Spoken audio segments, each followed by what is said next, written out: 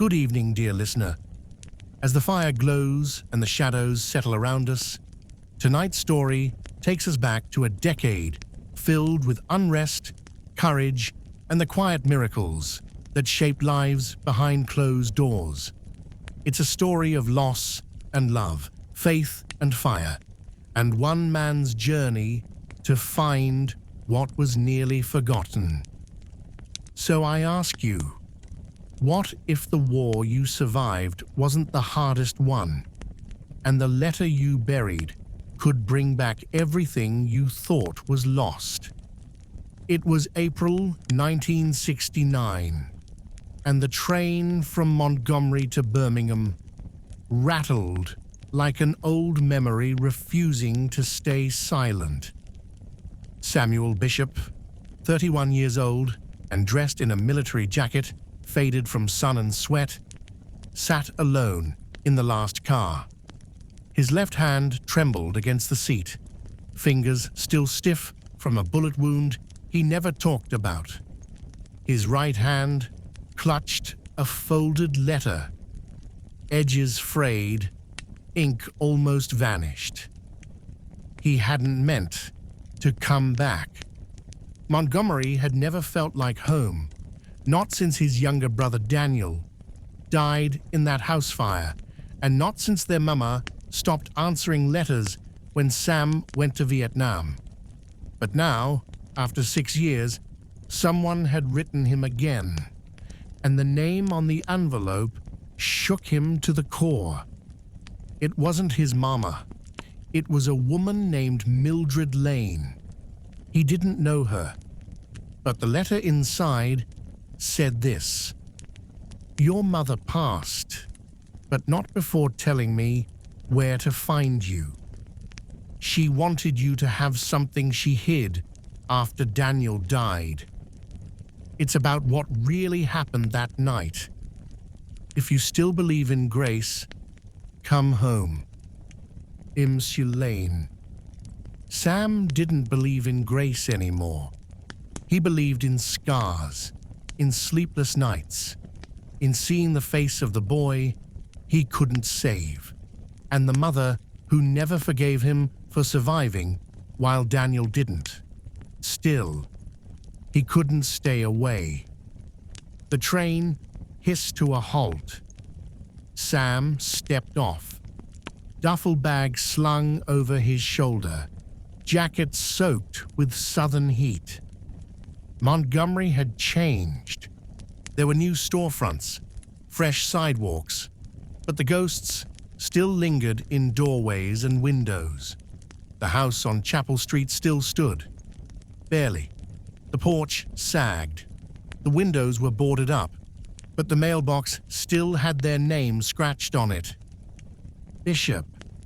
A woman waited by the gate, mid-50s, with silver streaks in her braids and eyes that looked like they'd seen more than one war. She wore a floral dress and held a cane, but stood tall. "You're Sam," she said. He nodded slowly. "You're Mildred. I was your mother's nurse and her friend. In the end, she talked a lot. Most of it was hard, but she wanted to tell you the truth before she went." Sam didn't reply. He didn't know how. Mildred stepped aside. "Come in. She left something for you." Inside, the house smelled like cedar and dust. Sam's boots creaked on the wood floors. Mildred led him to the old fireplace, the one Daniel used to sleep near on cold nights. She knelt down and pried open a loose stone in the hearth. Behind it was a tin box. Inside, a photograph of 2 boys in overalls, arms around each other, a charred toy car, and a letter written in his mother's trembling hand. "My Sam, I blamed you for so long. For Daniel. For leaving. for the silence.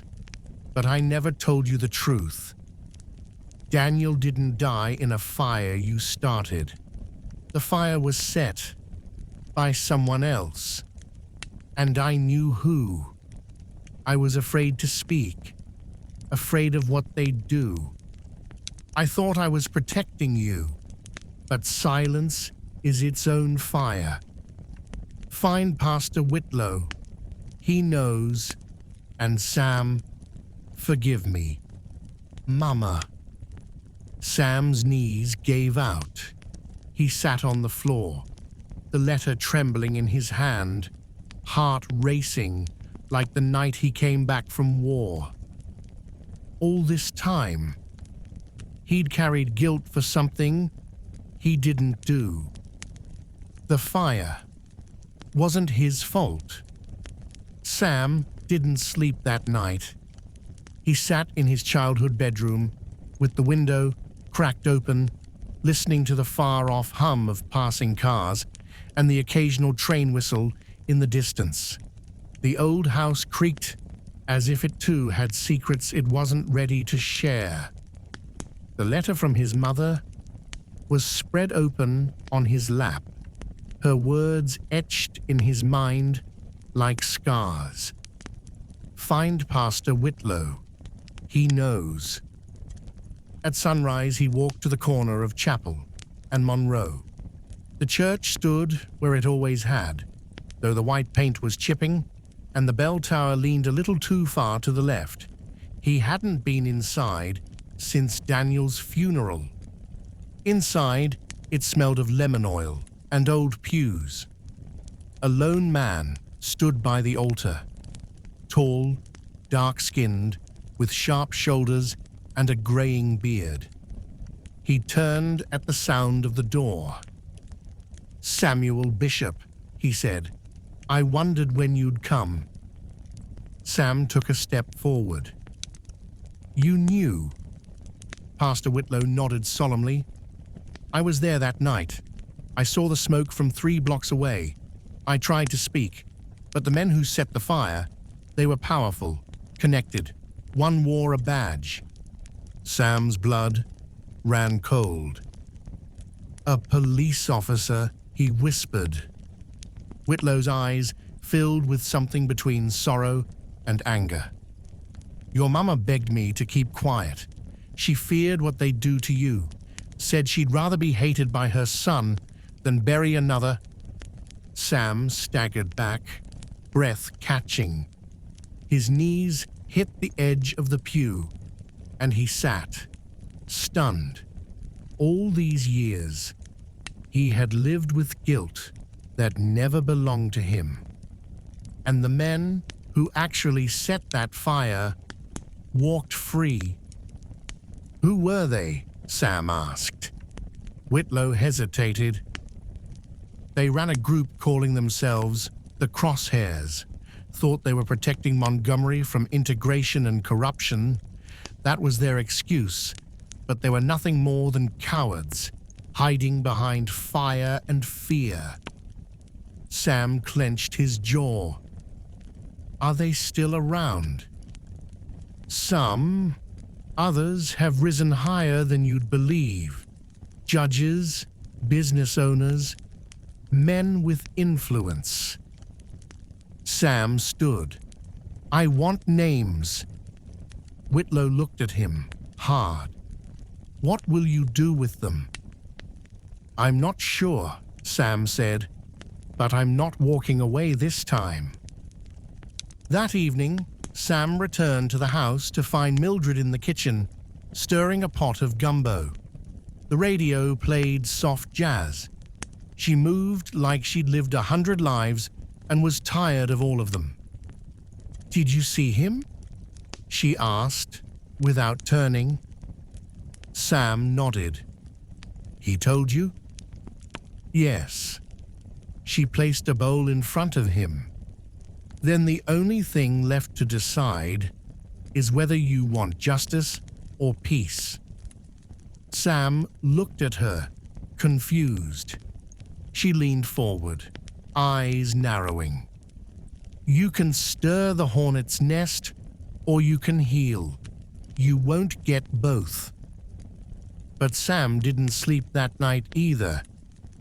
He read the letter again, stared at Daniel's photo, and remembered the face of the officer who visited their house the day after the fire, a man with a silver tooth and a southern drawl who patted his mama on the shoulder and said, "Sometimes boys just make mistakes."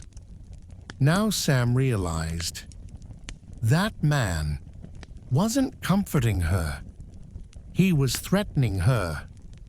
Sam spent the next 2 days in silence, walking the streets of Montgomery with a pocket notebook and the letter tucked in his jacket.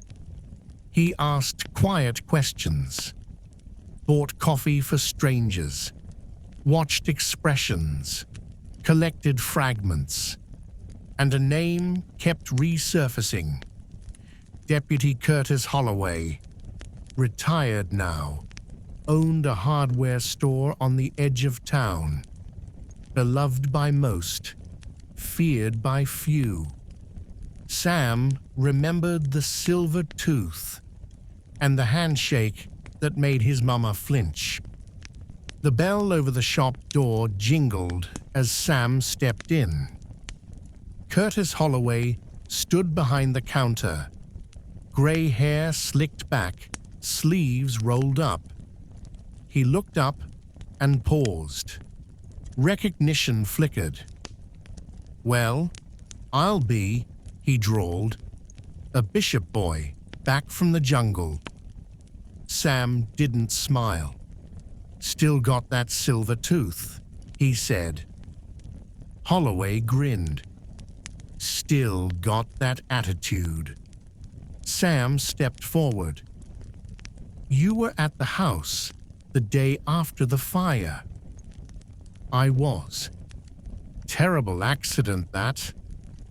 Sam held up the letter. "My mother didn't think it was an accident." Silence. Curtis's grin faded. He leaned on the counter. "I'd be real careful, son."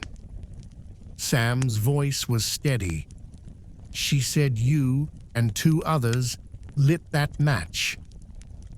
Curtis's hand crept toward the register. Sam rested his hand on his own jacket pocket. "Try me."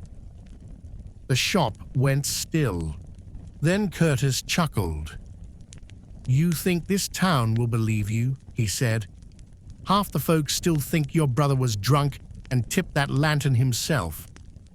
You come back with war stories and a crumpled letter, and suddenly you're the prophet of justice." "I'm not here to convince the town," Sam said. "Then what are you here for?" Sam stared him down. "Closure." He left the store shaking. Mildred found him back at the house an hour later, sitting on the steps. "You went to see one of them," she said. He nodded. "You want to burn him down," she added. "I want to burn the lie down," Sam replied. She sat beside him. "Let me tell you something," she said. "Some truths need to be told, and others need to be planted, buried deep like seeds, so they bloom when the next person needs them." He looked at her. "So, what do I do?" Mildred smiled softly. "You write.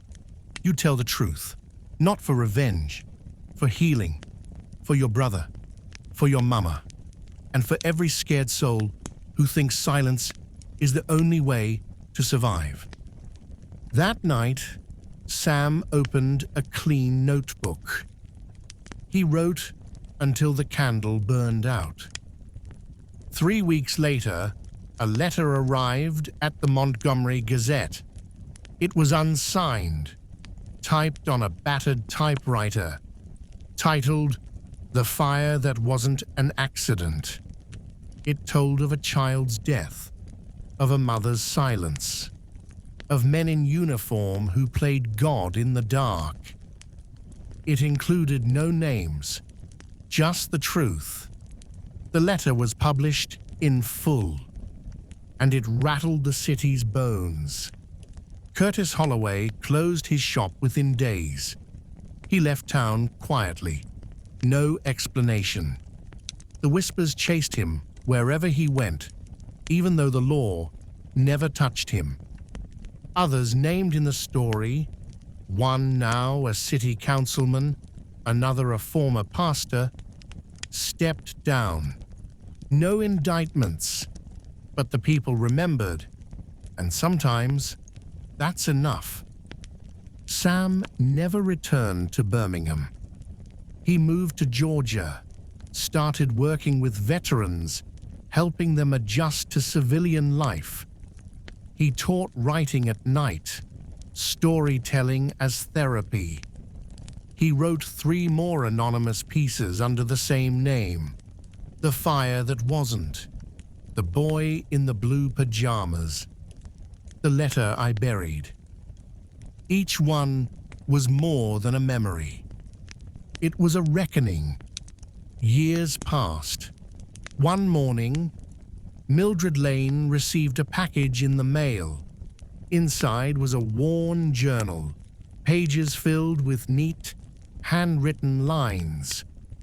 A note was taped to the front.